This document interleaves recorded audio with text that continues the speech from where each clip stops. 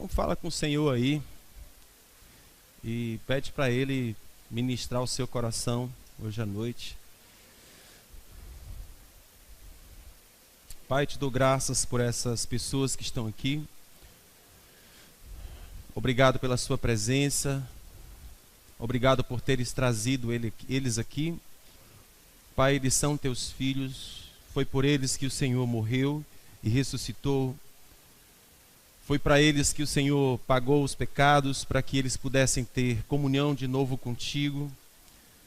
Assim, Senhor, nós pedimos que o Senhor abra os nossos olhos nesta noite, para que possamos ver Jesus, compreender Jesus, conhecer Jesus, entender sobre o amor do Pai por nós. Nos ajude a falar da Tua palavra. Amém. João capítulo número 18, versículo 36. Respondeu Jesus: o meu reino não é deste mundo. Se o meu reino fosse deste mundo, pelejariam os meus servos para que eu não fosse entregue aos judeus. Entretanto, o meu reino não é daqui. Perguntou-lhe, pois, Pilatos: logo tu és rei? Respondeu Jesus: tu dizes que eu sou. Eu para isto nasci, e para isso vim ao mundo, a fim de dar testemunho da verdade. Repita comigo: a fim de dar testemunho da verdade.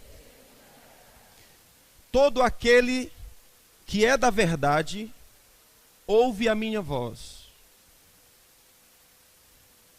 Repita isso aqui comigo: todo aquele que é da verdade ouve a minha voz. Perguntou-lhe Pilatos: que verdade é essa? Amém? Irmãos, qual é essa situação aqui? Jesus está sendo interrogado por Pilatos sob a acusação de que ele é rei. E se Jesus fosse rei, seria um problema para Roma, porque Roma certamente não admitiria alguém que tentasse tomar o trono. Então fizeram essa manobra aqui, levaram Jesus para ser ouvido por Pilatos a fim de julgá-lo. Pilatos então pergunta: você é rei? Ele disse: não, Pilatos, não fique preocupado com isso. Para isso eu nasci, para isso eu vim ao mundo, a fim de dar testemunho da verdade. Aqui me chama uma atenção sobre esse detalhe: para isso nasci, para isso vim. Jesus tinha uma missão muito clara. Eu digo, amados, que esse é uma das coisas mais preciosas da vida. É você saber por que você está aqui. Para que você está aqui. Você compreende? Isso estava bem claro em Jesus. Havia muita gente que queria fazer Jesus um rei. Acredita-se até que a razão por que o Judas traiu a Jesus é porque Judas tinha certeza que Jesus seria um rei. Muita gente que seguia Jesus tinha certeza que ele era um rei. Mas Jesus era focado naquilo que ele foi chamado para fazer. Vocês compreendem? Você concorda que ser rei é uma coisa boa? Quantos de nós não gostaríamos de ser reis e rainhas? A gente até brinca quando gosta muito da nossa filha ou do nosso filho, diz: você está um príncipe, você é um príncipe. Quando a gente quer fazer um elogio ao marido ou à esposa: você está uma princesa, você é uma rainha, não é? E aquilo enche o nosso ego: nossa, rainha, uau, né? Que coisa boa. E a pessoa fica toda vaidosa porque é rainha, é rei. Então, ser rei, ser rainha é uma coisa boa. Entretanto, Jesus tinha tanta convicção daquilo que ele foi chamado para fazer, que ser rei não era mais atraente do que fazer aquilo que ele veio fazer. E a pergunta é, então, escute bem, talvez essa seja a busca da nossa vida. Descubra, tente descobrir. O que você está fazendo aqui? O que você está fazendo aqui na terra? Qual é o teu propósito? Qual é o teu objetivo? Porque se nós não descobrirmos isso, a gente vai fazer muita besteira da vida. A gente vai rodear muitas vezes o deserto e nunca entra na terra da promessa. Porque nós não sabemos o que nós estamos fazendo aqui. Ok? Então Jesus tinha muito claro na mente dele. O que ele veio fazer? Ele disse: Pilatos, não fica preocupado com isso, rapaz. Eu não vim, não quero saber de reino, de palácio. Eu vim com um objetivo muito claro. Eu vim a esse mundo a fim de dar testemunho da verdade. Aí Pilatos ficou confuso. Digo, como assim? Que verdade é essa que você está falando? E é uma pena que Jesus não respondeu essa pergunta de Pilatos. Que verdade é essa que você veio dar testemunho? Logo em seguida ele diz: todo aquele que é da verdade ouve a minha voz. Então escute bem. Existe um grupo de pessoas, houve logo aqui uma divisão. Um grupo de pessoas que é da verdade e um grupo de pessoas que não é da verdade. E a pergunta é: que verdade é essa?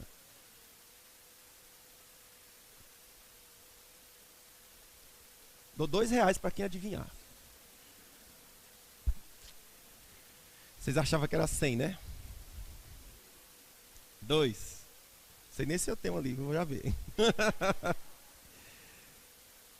Que verdade é essa?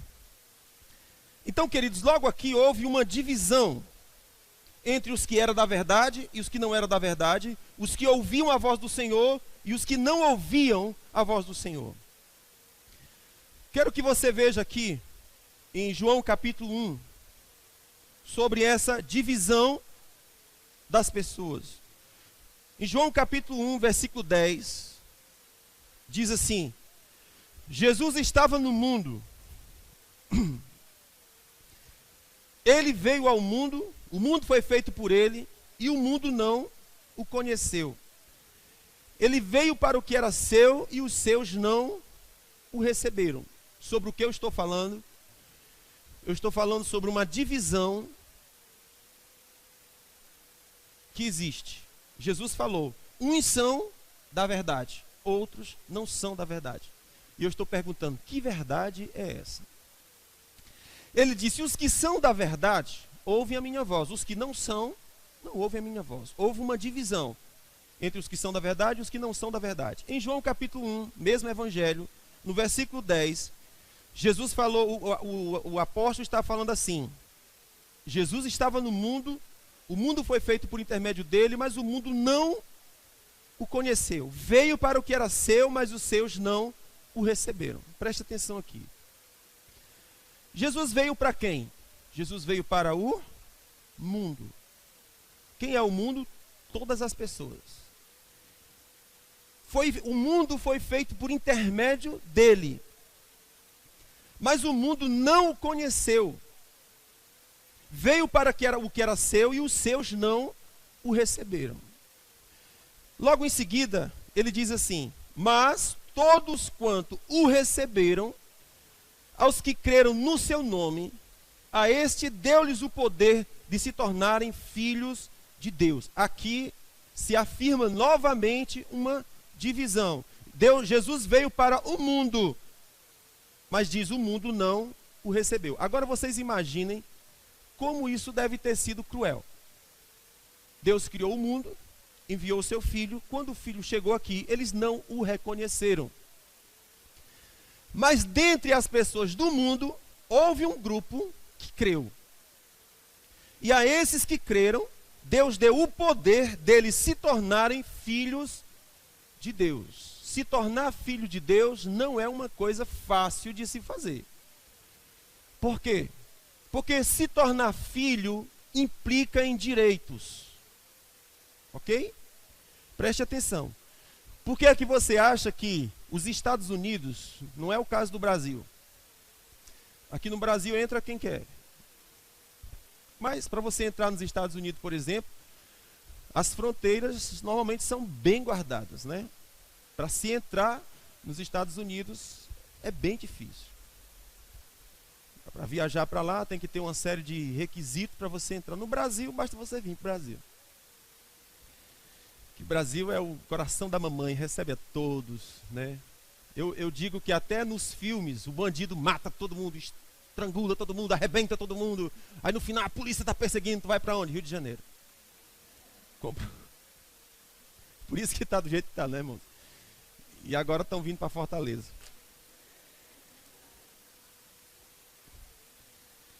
É um ponto turístico bonito, né? Então, por que é que as nações protegem as suas fronteiras? Porque se você entrar ali e por alguma razão, por algum motivo, você conseguir se tornar cidadão daquele país, aquilo implica em direitos.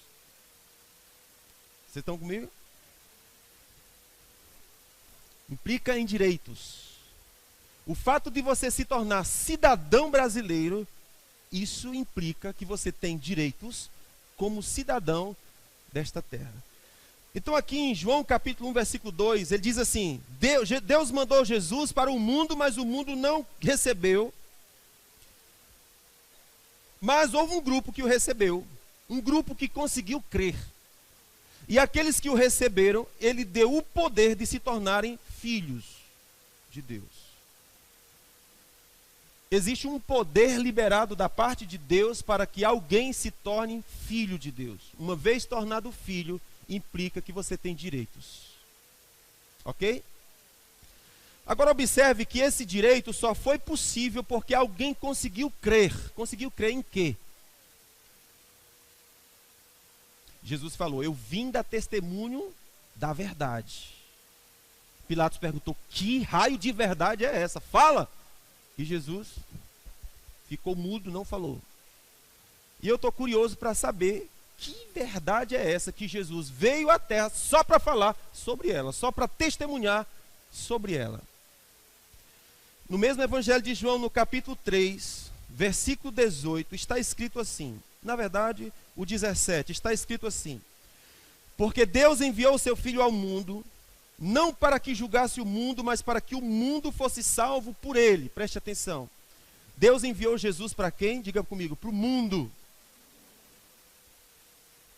Deus enviou Jesus para o mundo, mas o mundo não o recebeu. Mas teve um grupo que creu, e estes o receberam e se tornaram filhos. Em João 3,17 está escrito: porque Deus enviou o seu Filho ao mundo não para julgar o mundo, mas para salvá-lo. Mas no versículo 18 diz assim: quem crê nele não é julgado, mas quem não crê já está julgado porque não creu no único Filho de Deus. Ok? Então escute. Quem nele crê não será julgado, mas quem não crê, ele diz, já está julgado. Isso é cruel, sim ou não? Isso é cruel. Mas por que essa pessoa está julgada? Ele disse, é porque ela não conseguiu crer. Crer em quê? Numa verdade. Que verdade é essa?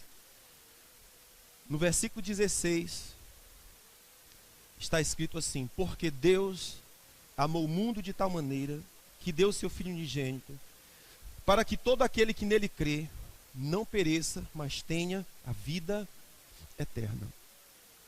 Qual é a verdade que Jesus veio restabelecer, que Jesus veio restaurar, de modo que se o homem não conseguir crer naquilo, ele não é salvo. Se ele não conseguir crer naquilo, ele não se torna filho de Deus. Se ele não conseguir crer naquilo, ele já está condenado, ele não será condenado, já está condenado. Porquanto não creu. Não creu em quê? Na verdade que Jesus veio restaurar. E qual é a verdade? Deus amou o mundo de uma maneira inexplicável. Para quê? Para que todo aquele que conseguir crer nessa verdade não pereça, mas tenha a vida eterna. Ok? Versículo 21 diz assim: mas quem pratica a verdade vem para a luz. Que verdade?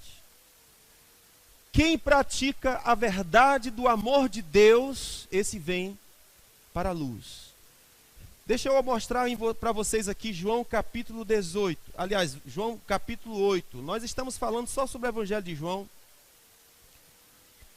Então, eu falei para vocês aqui sobre uma divisão. Quem ouve a verdade, ouvirá a voz de Deus. Que verdade é essa? A verdade do amor do Pai. Quem é do amor do Pai, ouvirá a voz de Jesus. Quem pratica a verdade, vem para Jesus. João capítulo 8, tem uma declaração muito interessante. Jesus fala assim, escute, eu estou fazendo uma introdução aqui, para que vocês entendam onde eu estou querendo chegar, tá bom? Eu já revelei aqui qual é a verdade que Jesus veio. Não perca seu coração, preste atenção em mim. Na casa de meu pai tem muitas moradas, se não fosse assim eu teria dito para vocês. Não perde teu coração, fica aqui, não se distraia, para que você não perca o que vem por aí. Veja, eu estou falando sobre algo decisivo na nossa vida.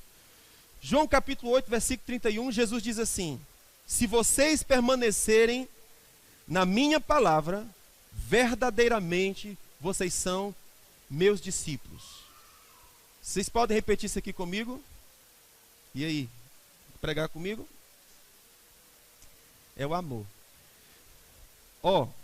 João capítulo 8, versículo 31 diz assim: se vocês permanecerem nas minhas palavras, verdadeiramente vocês são meus discípulos. Escute, como é que alguém se torna discípulo verdadeiro de Jesus? Se permanecer em suas palavras.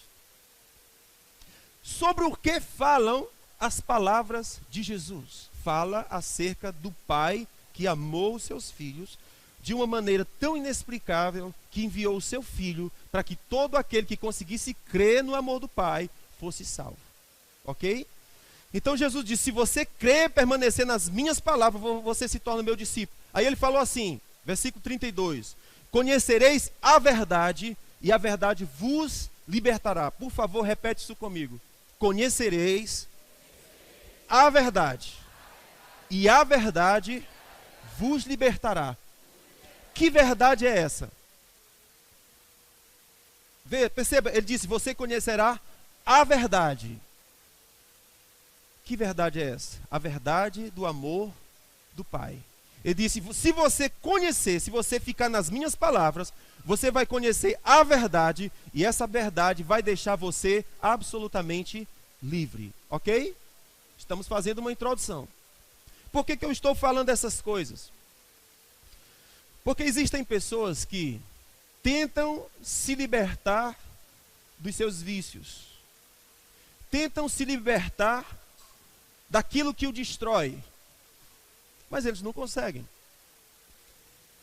E por que não conseguem? Algumas delas vêm buscar refúgio na igreja, e mesmo quando chegam na igreja, eles não conseguem o que procuram. E a pergunta é: por que não conseguiram? E Jesus está dizendo: se você conhecer a verdade, você se torna livre. Mas que verdade é essa? Você precisa conhecer a verdade do amor do Pai. Em João capítulo 8, versículo 37, ele diz assim: vocês procuram me matar, porque a minha palavra não encontra lugar em vós. Veja, a palavra não encontrou lugar em vós. Que palavra? A palavra do amor de Deus não encontrou lugar no coração do homem. Por causa disso, os homens estavam tentando matar Jesus. Vocês não têm noção, nos nossos dias, a quantidade de pessoas que é ferida com Deus, que se tivesse a oportunidade de encontrá-lo na esquina, matava ele. A gente assiste o filme A Paixão de Cristo e muita gente chora, é aquela coisa toda. E quando é na sexta-feira da paixão, só o que tem é filme sobre Jesus. E a gente diz: nossa, que homens cruéis. Não se iluda, se nós estivéssemos lá, nós mataríamos também. Porque nós matamos Jesus em função de que as palavras do amor de Deus não encontraram lugar no nosso coração. Do que é que nós estamos falando? Nós estamos falando que é como se fosse um útero. A palavra de Deus é como se fosse um espermatozoide. Você sabe que quando homem e mulher têm uma relação íntima, existem úteros que recebem os espermatozoides, mas não sustentam, eles saem. Se o espermatozoide não permanece no útero, se ele não fecunda, a mulher não engravida.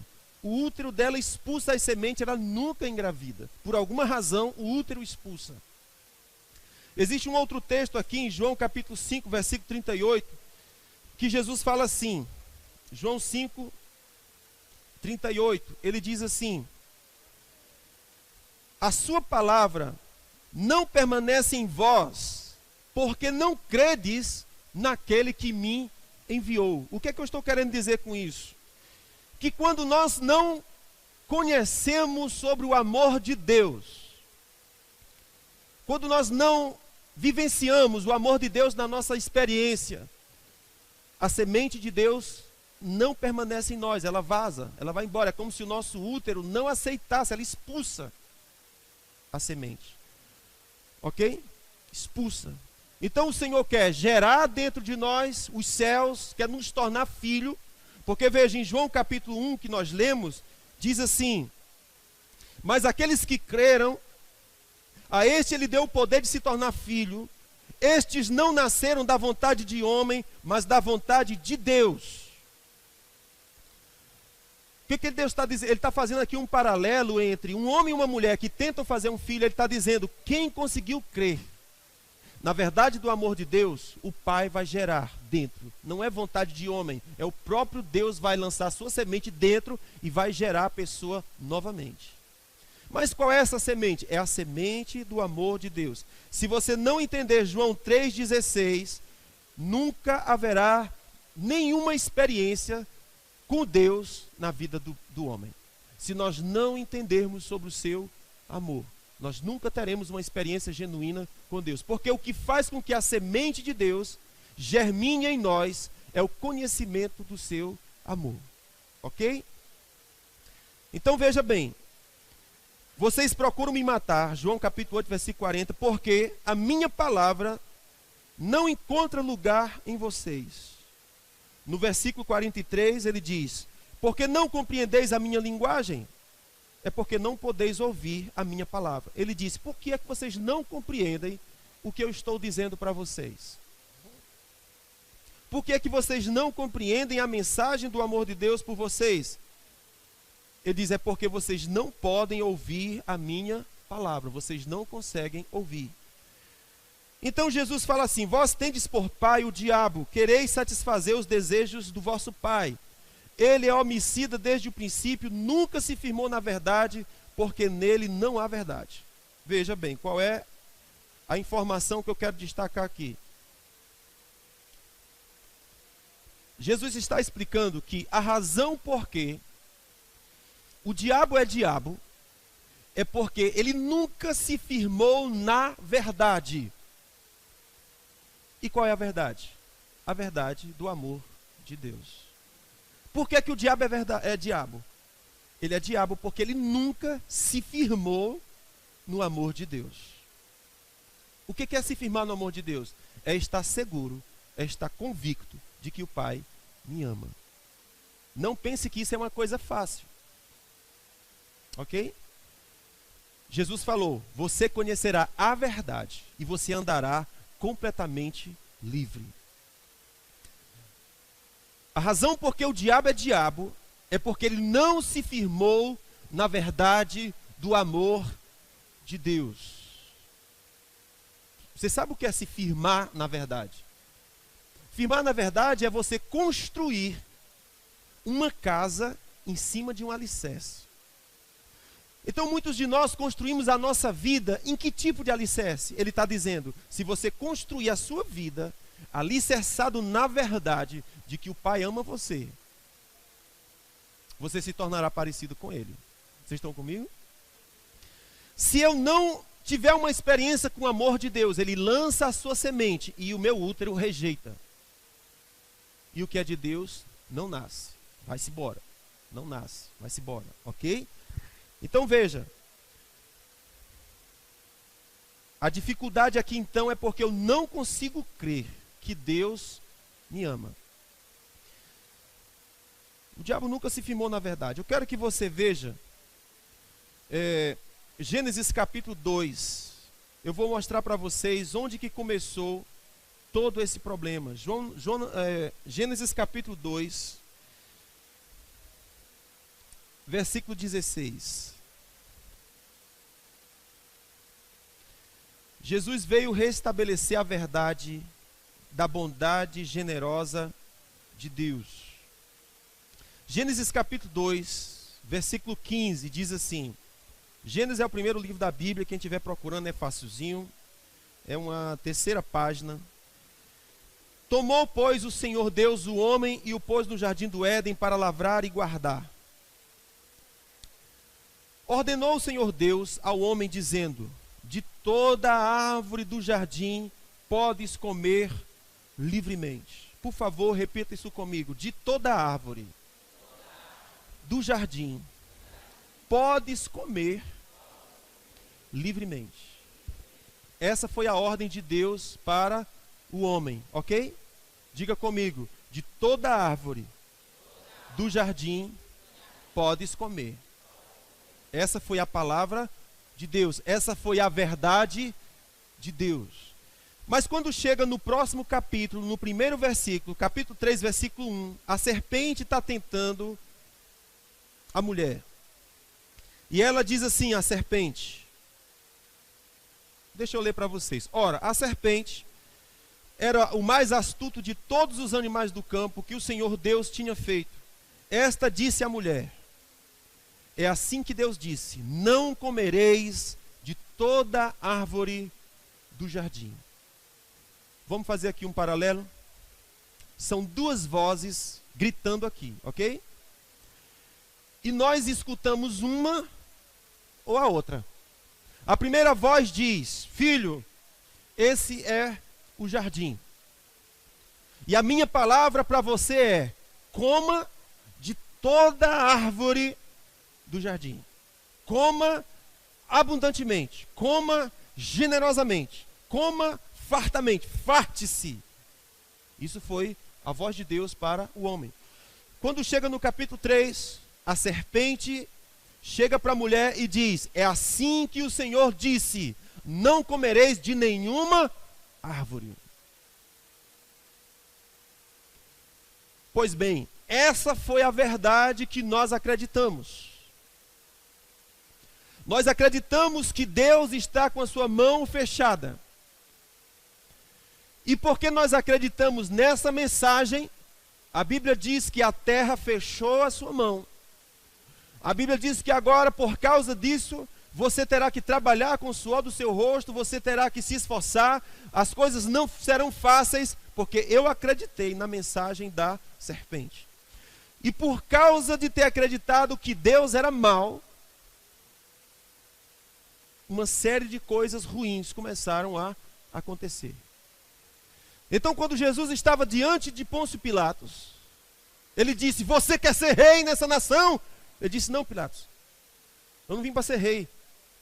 Eu vim para restabelecer uma verdade. E qual é a verdade? Pilatos perguntou e Jesus não falou. Qual é a verdade? Porque ele já tinha explicado nos textos anteriores, ao longo de toda a Escritura, ao longo de todas as suas palavras, ele já tinha explicado qual era a verdade que ele veio estabelecer. E a verdade era: o teu pai é generoso. Ele contou uma parábola, a parábola do filho pródigo, que eu já falei para vocês N vezes, 1000 vezes, vou continuar falando. Na parábola do filho pródigo, isso fica muito claro. Eram 2 filhos e o irmão mais velho, ele chegou para o seu pai e disse: pai, você não me dá um cabrito para comer com os meus amigos. Escute, aquele homem tinha 2 filhos. Um era o filho pródigo e o outro era o irmão mais velho. O irmão mais velho acreditou na mensagem da serpente que diz: ele não te dá um cabrito. Ele fechou as mãos para você. Ele não ama você. Ele rejeitou você. Você trabalha de sol a sol, você é assim, assim, mas nada flui, nada acontece, é culpa dele. O irmão mais velho acreditou nessa mensagem. Mas Jesus falou: eu vim restaurar uma verdade. E qual é a verdade? A verdade é que o Senhor falou lá no Éden. Ele disse: de tudo comei abundantemente, desfrute da bondade do Pai. Mas a serpente disse: não, não acredite nisso, isso não é a verdade. A verdade é, ele disse: não comerás de nenhuma árvore. A verdade que ele disse para o irmão mais velho foi: você não tem direito a nenhum cabrito, trabalhe de sol a sol, bote aqui suor, bote força, rasgue tudo, você não tem direito a nada. E o menino acreditou nisso. E de fato, ele não tinha um cabrito para comer com os seus amigos. Porque conforme você vê Deus, conforme você crê em Deus, você se torna. Ok? Então a pergunta é, Jesus falou: se você conseguir crer no que eu estou dizendo, você será salvo. Se você crê no que eu estou dizendo, você se tornará filho. Se você crê no que eu estou dizendo, você vai entrar no nível de herança de filho. Não mais de escravo, de filho. Porque filho tem direito, escravo não tem direito. Ok? Então escute bem isso. Isso. Tem um pregador aqui perto de mim, gente. Você está entendendo o que eu estou falando? Glória a Deus. Vamos já chegar no final. Vocês estão crendo? Diga: eu preciso crer na verdade que Jesus veio restabelecer. Pilatos, eu não estou aqui para ser rei. Eu estou aqui para pregar uma verdade. Uma verdade que a serpente enganou lá no Éden. E de lá para cá os homens creram nela e não creram no que o Pai falou. O Pai disse: tudo é vosso. No dia que o pai do irmão mais velho chegou para ele e disse: filho, vai festejar com teu irmão? Ele disse: não, porque o Senhor não me dá um cabrito. Aí ele disse: mas filho, tudo que é meu é teu. A fazenda é tua. As árvores da fazenda são tuas. Os rios da fazenda são tuas. Os animais da fazenda são teus. As riquezas da fazenda é tua. Tudo que é meu é teu. Por que você não desfrutou? E ele disse: porque eu criei que o meu pai era sovina. Eu criei que o meu pai era de mãos fechadas. Quantas vezes o povo de Deus foi orar e o desafio era grande, e eles diziam assim: como que o Senhor fará tal coisa? E o Senhor pergunta: por acaso a minha mão encolheu?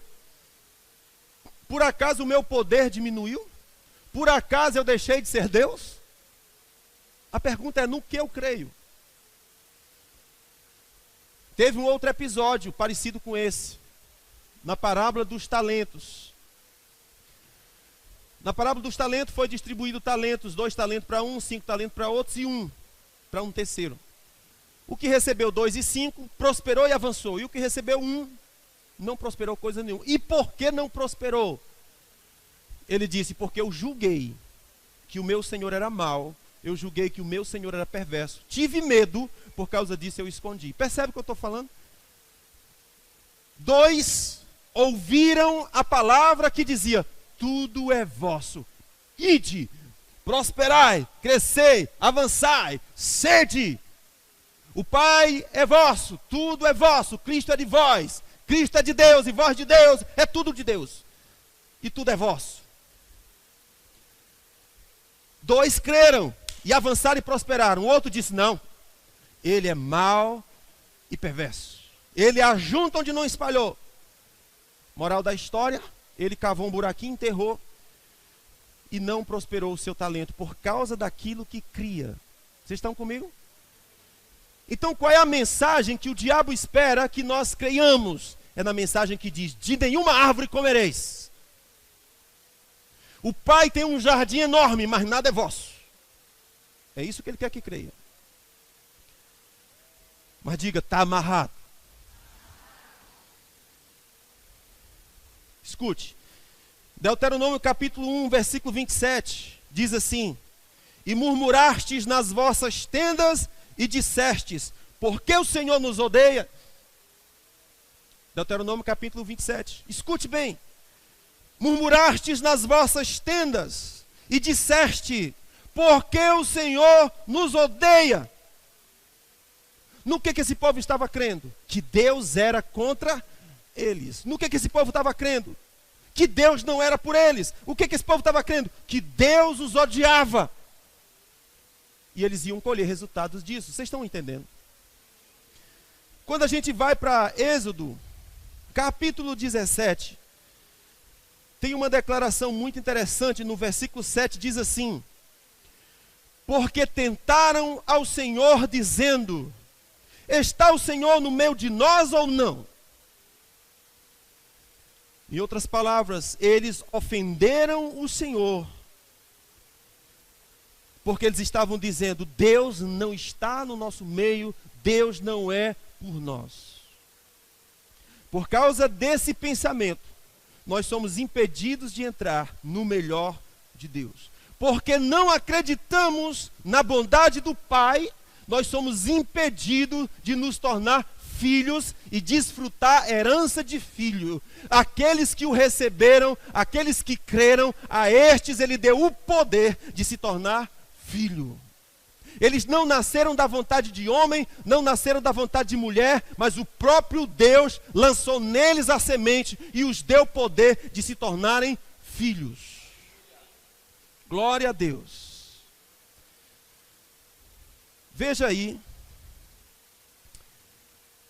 as escrituras em Números capítulo 20. Estou lendo muita Bíblia, não estou? Não estou. Ora, eu estou pregando a Bíblia, não é não? Tem que ler o quê? A Bíblia. Né, meu filho? Isso, a Bíblia. Tem um pregador aqui próximo de mim.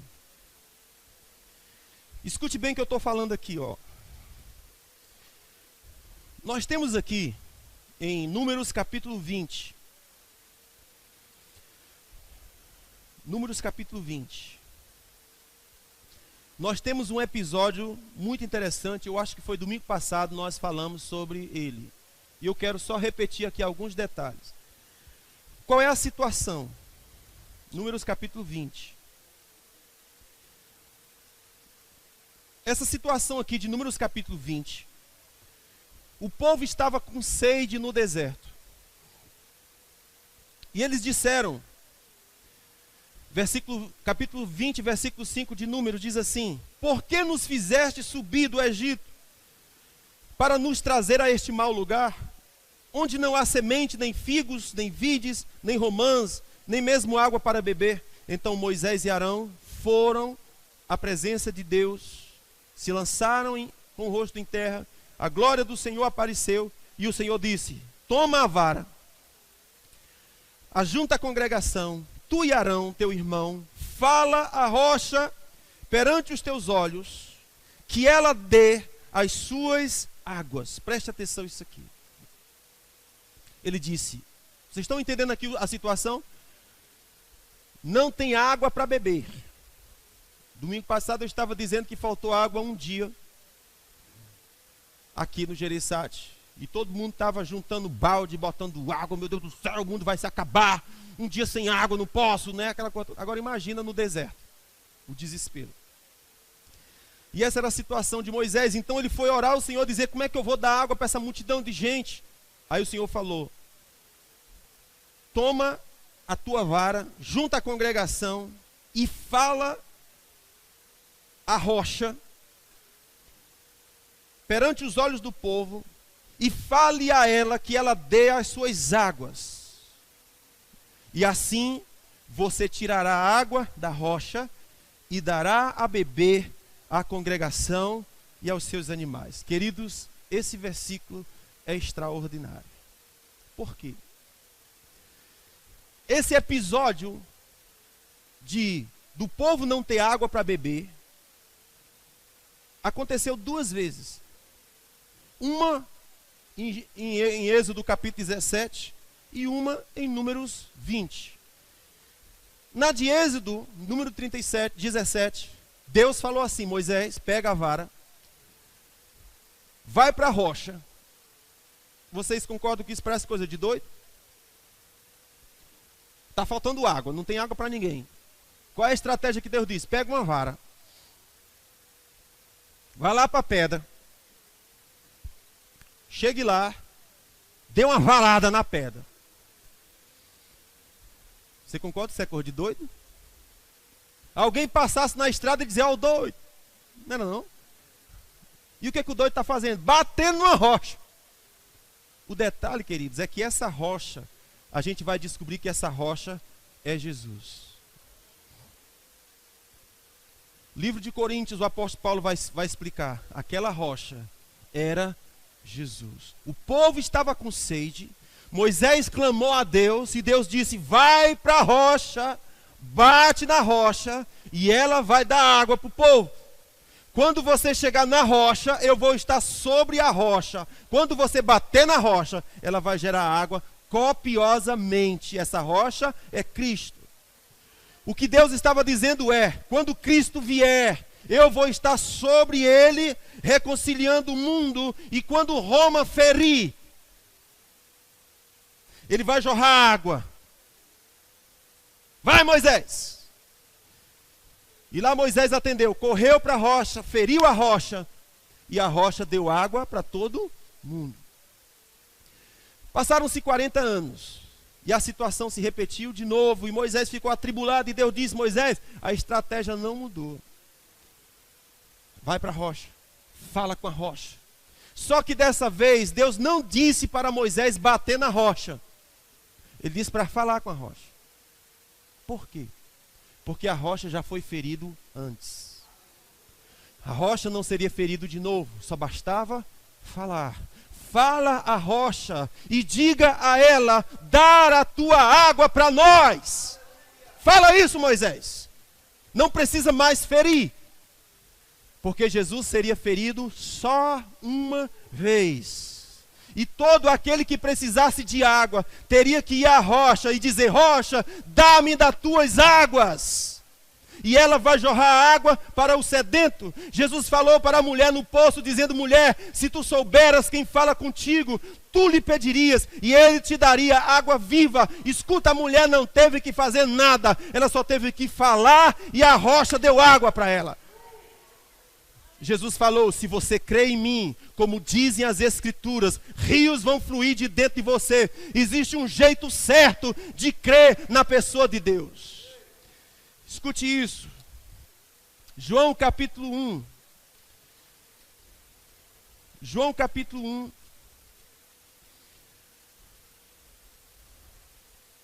Estou na Bíblia, né? João capítulo 1.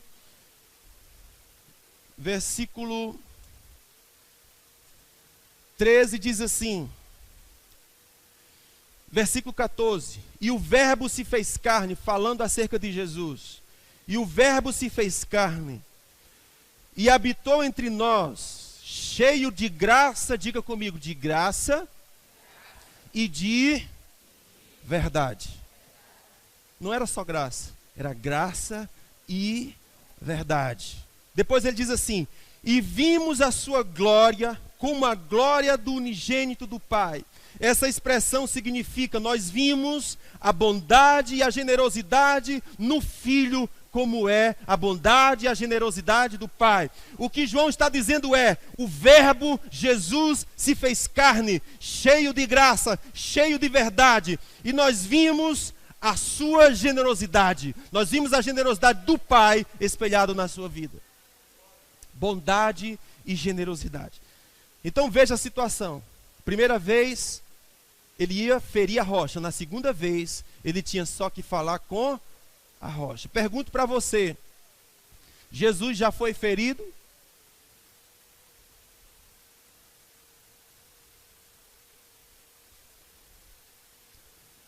Você não precisa mais desesperadamente bater na rocha. Jesus falou, se você crer no que eu fiz por você, você só vai falar com a rocha. E vai dizer a ela, rocha, dê-me das tuas águas. E a rocha abrirá generosamente e fartará. Mas Jesus falou, isso só vai acontecer se você crer direito. Para eu crer direito, eu preciso saber direito acerca de Deus. Porque se eu entendo que Deus é contra mim, se eu entendo que Deus está com as mãos fechadas, se eu entendo que Deus não é ao meu favor, se eu entendo que Ele disse, você não vai comer de nenhuma árvore, você vai morrer de fome, você vai viver aqui como lascado, vagabundo e errante na terra. Se eu entendo isso acerca de Deus, é isso que vai acontecer. Eu não vou ter como chegar e falar com a rocha e ela generosamente abrir e jorrar.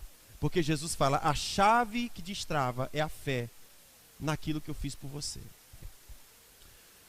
Muito bem, olha só o que acontece. Moisés então ouviu isso de Deus. Eu quero só que você fale com a rocha e diga a ela, dê-nos das tuas águas.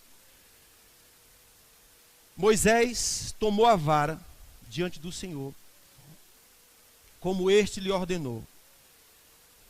Moisés e Arão reuniu a assembleia diante da rocha e disse assim ao povo, ouvi agora, rebeldes, porventura tiraremos água dessa rocha?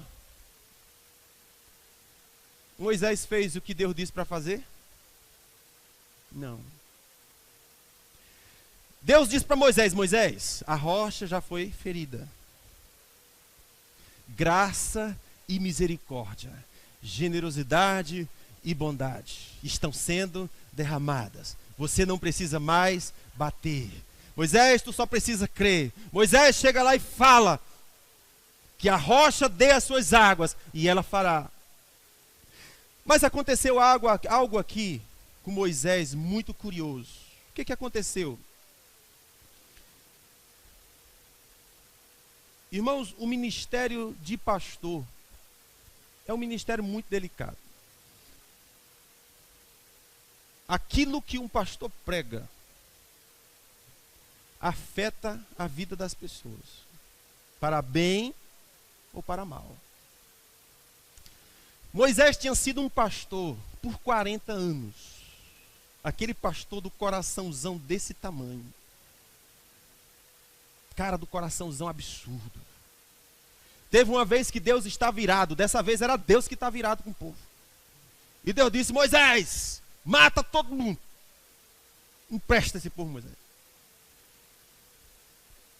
Moisés foi, se lançou na presença de Deus e disse, Senhor, mate a mim, não o teu povo. O que se dirá a teu respeito? O que se dirá do teu nome? O que se dirá da tua misericórdia? Senhor, não mates o teu povo, mate a mim. Passaram-se os tempos. E o povo murmurando. E o povo reclamando. E o povo se queixando. E o coração de Moisés mudou.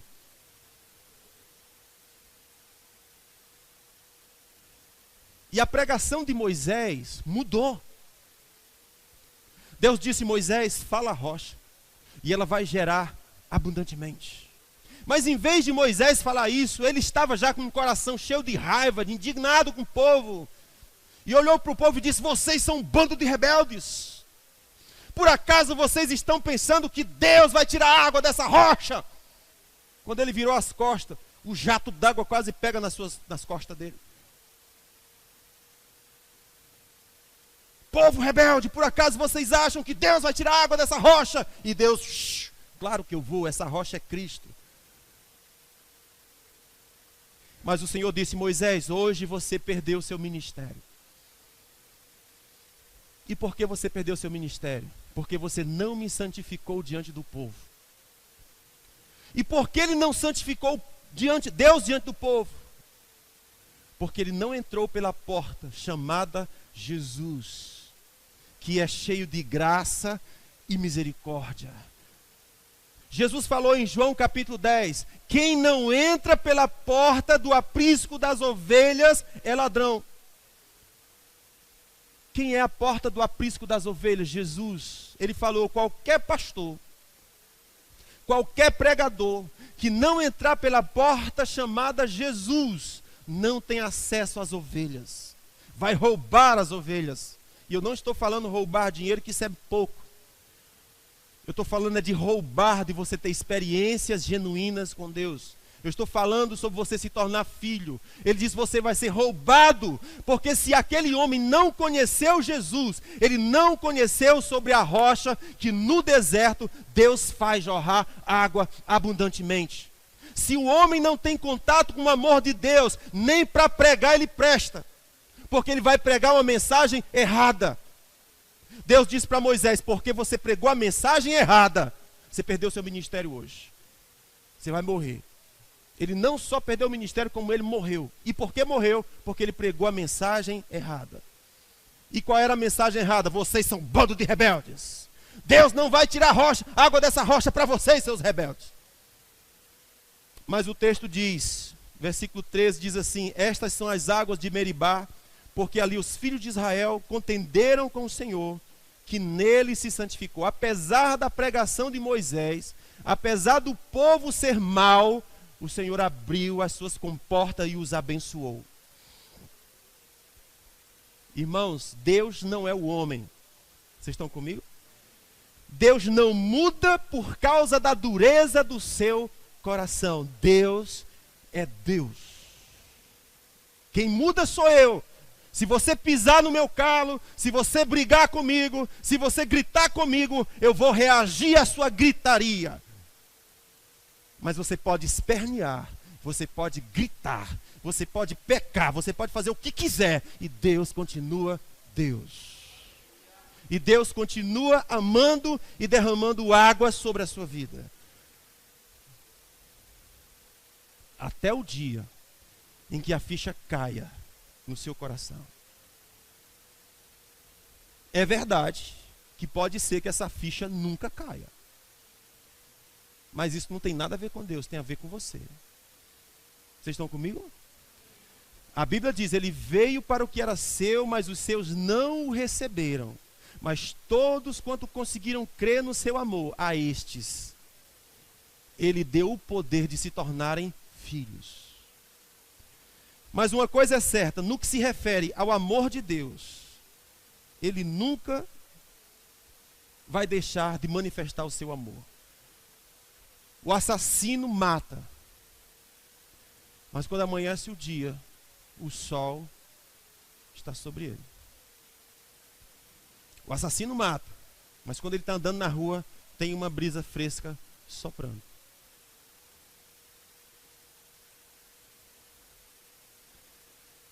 E Deus diz: eu sou assim, eu faço nascer sol sobre os bons e sobre os maus. Eu sou assim. Eu faço vir chuva sobre os bons e sobre os maus. Eu sou assim. A terra que dá pão para o justo é a mesma terra que dá pão para o ímpio. Eu sou assim. Amém? Muito bem. Deixa eu terminar então. Cadê o Luquinha? Vaz. Hoje os músicos estão de férias, como é que eles fazem? Ó?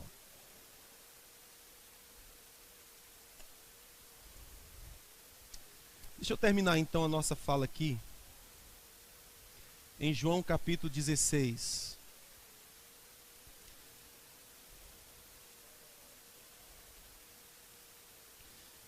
Eu quero que você saia daqui hoje com a convicção de que Deus ama você.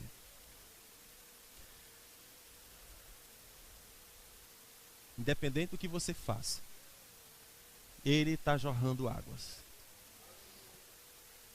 O povo estava reclamando, murmurando, se queixando, esculhambando Moisés, esculhambando Deus.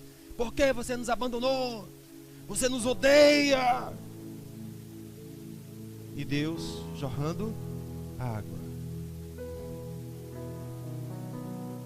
Jorrando água. João disse: quando eu olhei para ele, eu o vi cheio de graça, cheio de verdade. E ele tinha a glória do Pai. Quando a gente olhava para ele, a gente via compaixão, a gente via misericórdia, a gente via graça. Ele tinha o brilho do Pai. Aí ele diz assim: ninguém jamais viu a Deus, mas ele viu. Ninguém jamais conheceu o Pai, ele conheceu.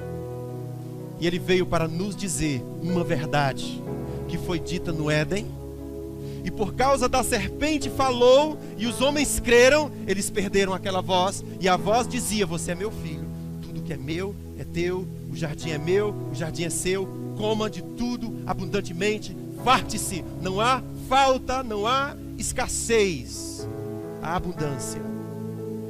Se você acreditar nessa voz, a serpente não terá acesso. Jesus falou: quem se firma na verdade, ouve a minha voz. O útero espiritual é sarado quando Deus lança a sua semente, o amor do Pai segura. A Bíblia diz assim: porque não temos mais que pecar, porque nós não estamos debaixo da lei, nós estamos debaixo da graça. Quem está debaixo da graça? Ele diz: não tem mais que pecar. Porque a graça é o conhecimento do amor de Deus. A graça diz assim: a graça é a disposição de Deus me amar, independente do que eu faça. Isso é graça. Então, João capítulo 16, Jesus fala assim: digo-vos a verdade. Versículo 7. Digo-vos a verdade, convém que eu vá de volta para os céus. Porque se eu não for, o ajudador não virá. Isso aqui ele está se referindo ao Espírito Santo. Preste atenção nisso aqui. Ele diz assim: eu digo para vocês a verdade. Eu nasci e vim a essa terra para pregar uma verdade. Qual é a verdade? Porque Deus amou o mundo de uma maneira inexplicável. É verdade que nem todos o aceitaram, nem todos receberam do seu amor, mas quem recebeu conseguiu crer. E aquele que creu está salvo. Então ele diz assim: digo-vos a verdade, eu falo a verdade, convém que eu vá. Porque se eu não for, o Espírito Santo não virá, o ajudador não virá. Esse ajudador virá para ajudar o quê? Olhe bem, escute bem. O Espírito Santo, o ajudador, virá, mas se eu não for, ele não vem. Mas ele diz assim: mas quando ele vier, ele convencerá o mundo. Convencerá o quê? O mundo. Porque Deus amou o mundo. Ele veio para o que era seus. A Bíblia diz: muitos são chamados, poucos são escolhidos. Quem são os escolhidos? Foi porque Deus colocou uns à parte? Eu disse: eu gostei de você? Não, Deus amou todos. Deus amou a todos. Deus estava em Cristo reconciliando o mundo consigo, não imputando aos homens os seus pecados, mas apagando-os. Ele carregou, levou e tomou os nossos pecados sobre si. Na cruz do Calvário ele fez uma troca e diz: me dá o teu fardo, toma o meu. Me dá as tuas águas amargas, recebe das minhas doces. Me dá o teu fardo pesado, pega o meu que é leve. Dá-me os teus pecados, eu te dou a minha justiça. Ele carregou, levou e tomou. Ele estava em Cristo reconciliando o mundo consigo. Então ele disse: quando vier o Espírito Santo, ele convencerá o mundo do pecado, da justiça e do juízo. Fale comigo: o Espírito Santo virá para convencer do pecado, da justiça e do juízo. Preste atenção nisso aqui. Aí ele diz assim: do pecado, por que não crê? Deus não está preocupado com os pecados. Ele está preocupado com um pecado em especial. E qual é o pecado? Você não consegue crer. Não consegue crer em quê? Que o Pai lhe ama. Não consegue crer. Por mais que Deus faça loucuras de amor, sabe aquele que bota o carro na rua? Não consegue crer. Aí ele bota o helicóptero, amo você. Aí solta aquele, eu te amo. Aí você está desejando comer um peixe. não tem dinheiro para comprar o peixe. O vizinho chega, queria te dar um peixe. E Deus está dizendo: estou interessado nas coisas íntimas. Não é só em coisas grandes. É mimos. Mimos. Você lembra, né, do Salmo 139? Se eu conheço o teu deitar, conheço o teu levantar, eu te conheço, eu vivo com você, eu olho para você. Então ele disse: quando vier o Consolador, o Espírito Santo, ele convencerá o mundo do pecado de não crer. Existe um pecado que Deus não suporta, e é o pecado dele enviar o seu Filho para pregar a grande verdade do seu amor, e os homens não conseguem entender. Ele disse: esse é o pecado que destrói tudo. É o pecado que destrói tudo. Eu gosto demais da declaração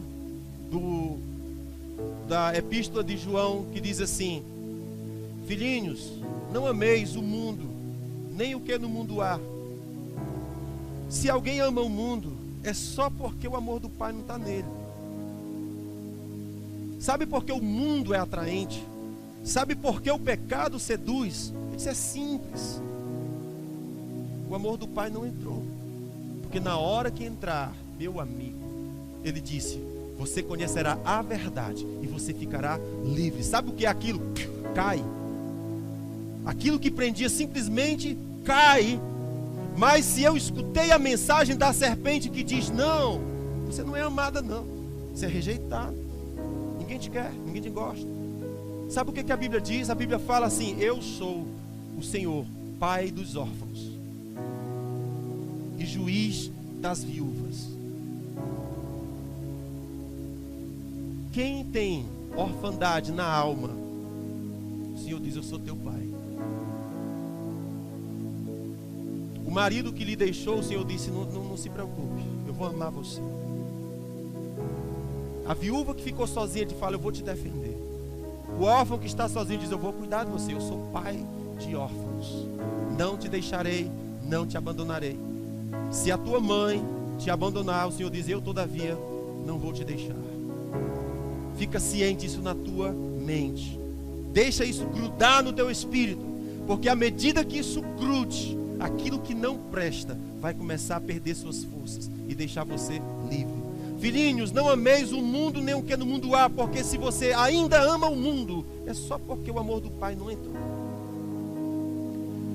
Então, Jesus está dizendo: quando o Espírito Santo vier, ele vai vir para convencer você de um pecado. Filho, você é filho, cara. Ele virá para convencer de um pecado. Por que você não crê? Por que você não consegue? Qual é a dificuldade? Qual é o problema?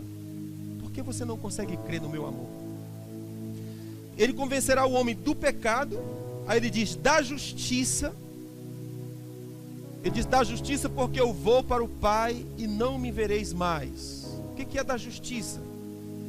Da justiça ele está dizendo: os seus pecados eu não me lembro mais. Já resolvi essa questão. Se confessarmos os nossos pecados, ele é fiel e justo para nos perdoar e nos purificar de toda injustiça. Isso é Bíblia. Isso é semente de Deus, não é semente da serpente. A semente da serpente diz: para você não tem jeito, para você não tem solução, você não vai conseguir, você é fraco, você não consegue. Essa é a semente da serpente. Mas a semente de Deus fala: você é meu filho. Se você confessar, eu vou te tornar puro de toda a tua injustiça. Eu vou tornar puro. O livro de Isaías fala: se os teus pecados forem vermelhos como escarlata, ele disse: eu vou tornar branco como a lã. Escuta, isso é para a glória de Deus, não é para a tua glória, é para o louvor da sua glória. Ele imaginou a sua graça sendo exaltada de geração em geração, a sua bondade sendo vista em toda a terra, e os homens dizendo: só o Senhor é bom. Ele já viu isso, é para o louvor da sua glória. O Espírito Santo virá para convencer você da justiça. Você foi feito justo. Não, mas eu não mereço. Exatamente. Exatamente. Eu não mereço, eu não posso, eu não consigo, eu não sei. Fala, isso é voz da serpente. A voz do jardim fala: você é meu filho. Eu vim lhe buscar. Então, queridos, o Espírito Santo virá para gritar dentro de você, todos os dias lembrar você é filho. Sabe aquele pecado que bate a porta? Eu já justifiquei você, já tornei você justo. Ele disse, eu purifiquei você de toda injustiça. Quando alguém é purificado de toda injustiça, o que é que resta? O que é que sobra? Diga comigo, justiça. Se ele me purificou de toda injustiça, o que sobrou? Justiça. O pastor Eibe usa uma figura que eu acho fantástica. Quando ele lê esse versículo de 1 João, diz assim, o Senhor te purificou de toda injustiça. Se confessarmos nossos pecados, Ele é fiel e justo para nos perdoar de toda injustiça. Ele falou que é assim, ele entra no carro, está um dia de chuva, e a chuva cai sobre o para-brisa, e o limpador do para-brisa faz, não é assim?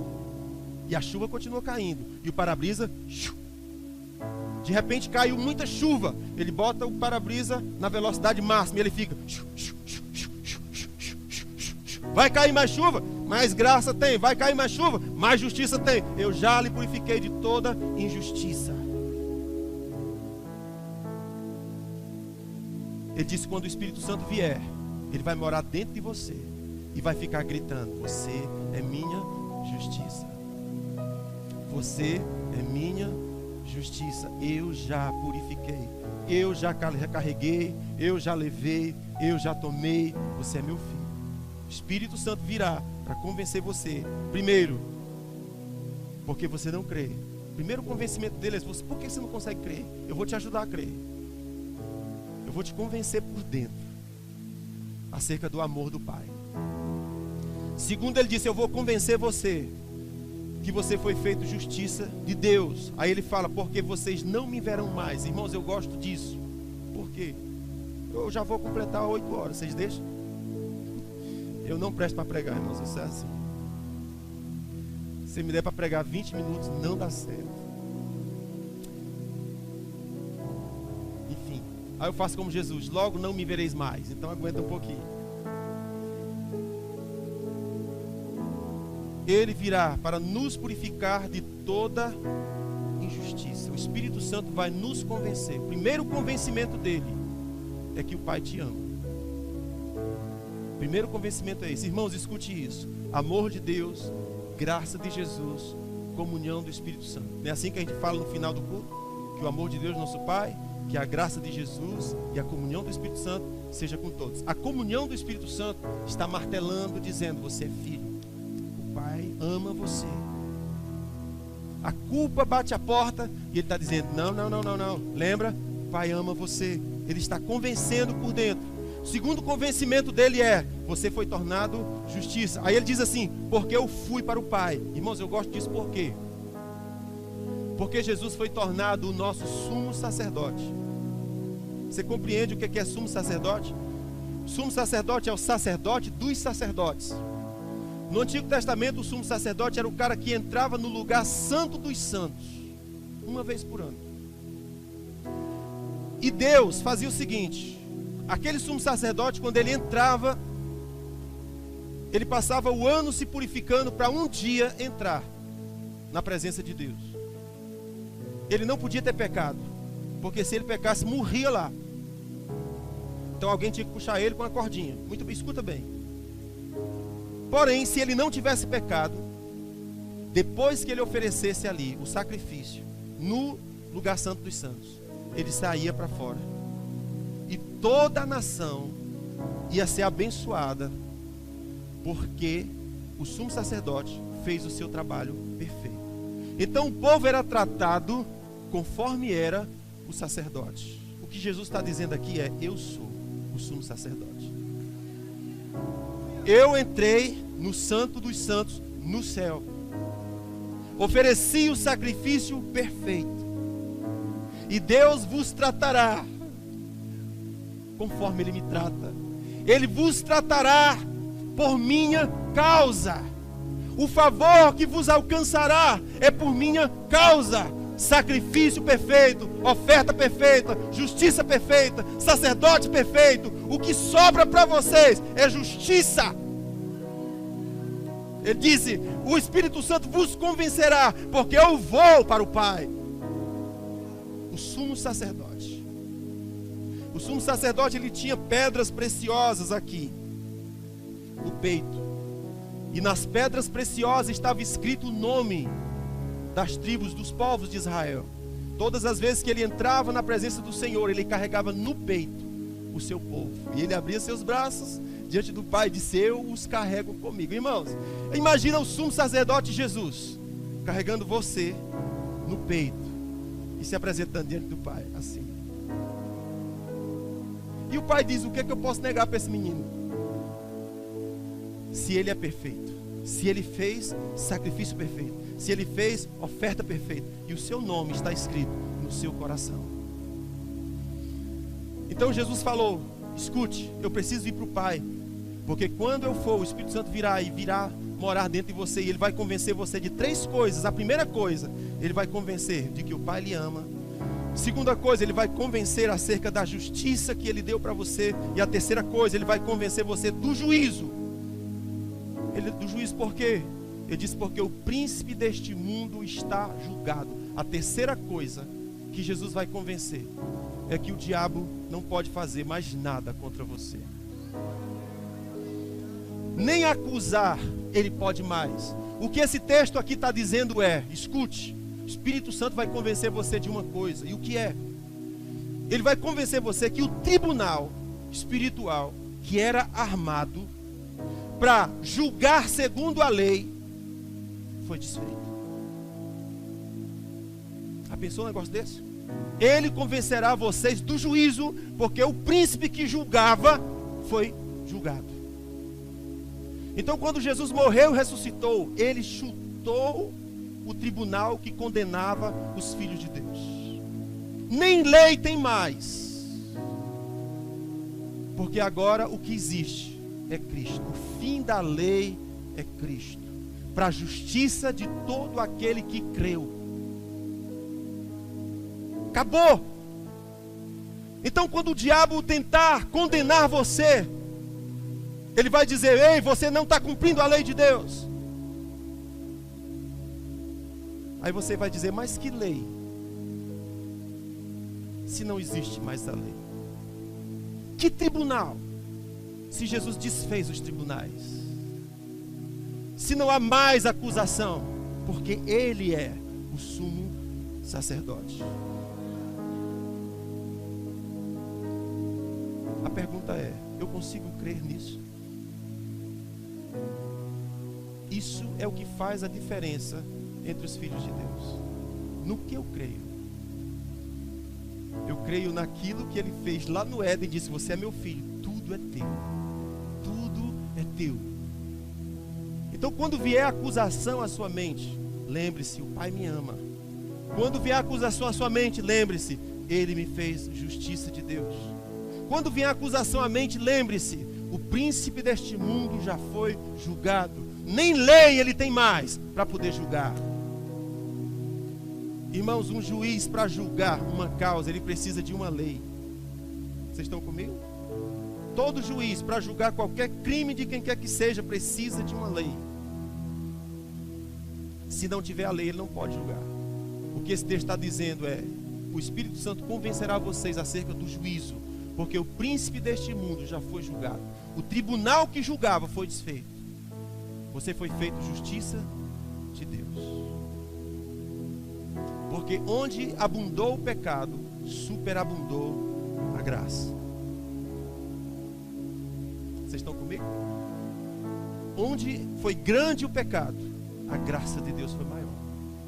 Onde o pecado abundou, a graça de Deus ficou em relevo, em destaque. Então, minha oração nesta noite é que você consiga responder essa pergunta de Pilatos. Jesus falou: eu vim para pregar uma verdade. E Pilatos perguntou: que verdade? Hoje você pode responder qual é essa verdade. Essa verdade o diabo não tem. A Bíblia diz assim: sabe por que o diabo é diabo?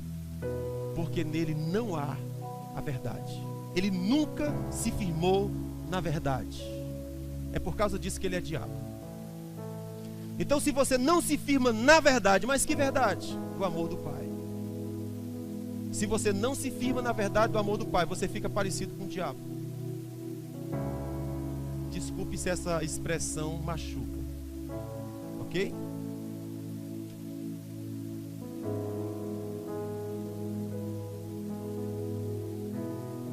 Vocês se lembram? Eu vou terminar agora. Terminei.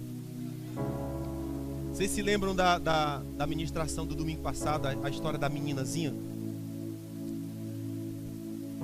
Se lembram, né? A meninazinha é uma órfã. Escuta como é que acontece.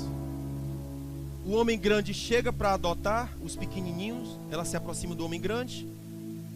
O homem grande percebe ela, se abaixa, toca no seu rosto, lembrando que ela era muito feia, um olho caído, quase cega por causa da desnutrição, cabelo cheio de piolho, suja os cotovelos e os joelhos, magra, corioso. Concorda comigo que é alguém absolutamente indesejável para se adotar? Era uma menina de 9 anos, já tinha toda uma carga emocional de experiências ruins que havia vivido. E aquele homem se abaixou para tocar nela. E ela gostando, porque disse: nossa, deve ser isso que é ser pai. Eu não sei o que é ser pai, mas acho que é isso. E o homem tocando. Mas qual foi a reação dela? À medida que o homem se aproximava e tocando nela, ela cuspiu na cara do homem. Correu e se escondeu, e dizendo: meu Deus, agora vão me expulsar do orfanato, porque eu cuspi no homem. Mas no dia seguinte, o homem estava lá de novo. E diga: traz a menina, é ela que eu quero. Quantas vezes Deus estende a sua mão e diz: filho, eu amo você. E a única coisa que a gente sabe fazer é cuspir nele, é rejeitar ele, é desprezar ele. Escuta, no dia seguinte ele volta e diz: eu quero você. Não interessa se você é feio, não interessa se você tem olho baixo, não interessa se você é curioso, não interessa se você tem piolho, não interessa se tem sujo, eu quero você. O diabo não se firma nessa verdade. Por causa disso ele é diabo. Jesus falou: ele é ladrão, ele é assassino, ele é mentiroso desde o princípio, porque ele nunca se firmou na verdade. E qual é a verdade? O Pai te ama. Ele não tem essa verdade, mas você tem. O Espírito Santo veio para convencer você de que o Pai te ama. Ele veio para convencer você de que você foi feito justiça de Deus. Ele veio para convencer você que o príncipe deste mundo já está julgado. Ele não tem mais nenhuma legalidade de condenar você, de acusar você. Porque Jesus falou: eu fui para o Pai, sacerdote perfeito. Deus vos tratará bem por causa de Jesus, por causa do sacerdote. Que o Senhor vos abençoe. Amém.